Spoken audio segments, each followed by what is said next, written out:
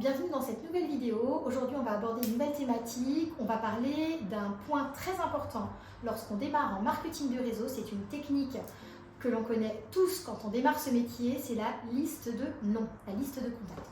Alors, j'en ai déjà parlé dans une précédente vidéo. Quand vous démarrez en marketing de réseau, on va vous demander d'avoir une liste de 100 noms. 100, c'est énorme, c'est ce qu'on se dit au départ.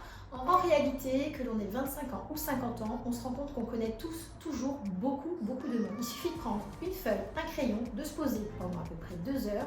On va commencer à lister les gens qu'on a rencontrés lorsqu'on était enfant, étudiant, quand on a commencé notre premier job. Et puis ensuite, au fil de notre parcours, on a rencontré des nouvelles personnes. On a aussi bien sûr des membres de notre famille.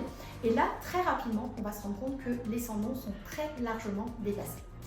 Alors, faire une liste de 100 noms, c'est ok. Une fois qu'elle est faite, comment la travailler? Parce que c'est bien d'avoir 100 noms sur une feuille, mais si on ne peut pas les exploiter, il n'y a aucun intérêt. Il va falloir travailler sur un système de profilage pour définir comment travailler avec ces contacts. Il y aura 2 types de contacts en marketing de réseau. Le premier contact, c'est le contact de la vente des produits, celui qu'on va rencontrer pour proposer la marque et proposer justement un service. Les deuxièmes types de contacts, eh bien, ce seront les contacts auxquels on va présenter la partie entrepreneuriale. Donc on va bien distinguer les deux et dans ce système de profilage, on va pouvoir définir à qui on va présenter le produit et à qui on va présenter l'entrepreneuriat.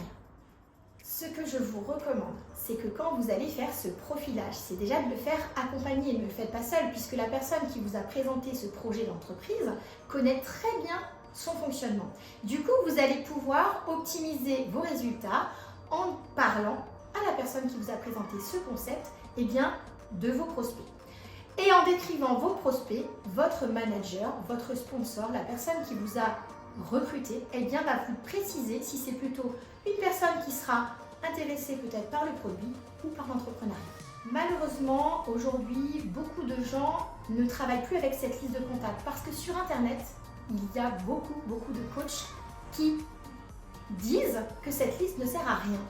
C'est faux.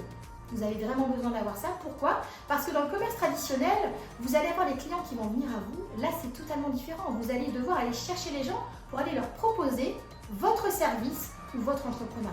Donc, n'écoutez pas les recommandations de certains coachs qui vont vous dire que ce n'est pas intéressant de la faire. Pourquoi? Parce que si vous ne la faites pas, eh bien, à un moment donné, vous allez être perdu et vous n'allez pas réussir à constituer votre équipe et même à vendre des produits. Il y a ce côté hyper rassurant lorsque vous avez une liste de contacts, c'est comme si vous aviez un fichier client. Du coup, vous avez quelque chose dans vos mains, ça vous rassure et ça vous donne de l'assurance pour aller à la fois proposer votre affaire ou vos produits. Alors, sincèrement, si vous démarrez en marketing de réseau, c'est la première chose que vous devez faire. Prenez une feuille, un crayon, constituez votre liste de noms et je peux vous assurer que vous allez réussir parce qu'aujourd'hui, de nos jours, si on ne fait pas cette liste de noms, eh bien, vous n'aurez aucun résultat dans l'entrepreneuriat du marketing de réseau. Pour plus de contenu, abonnez-vous et à bientôt pour une prochaine vidéo.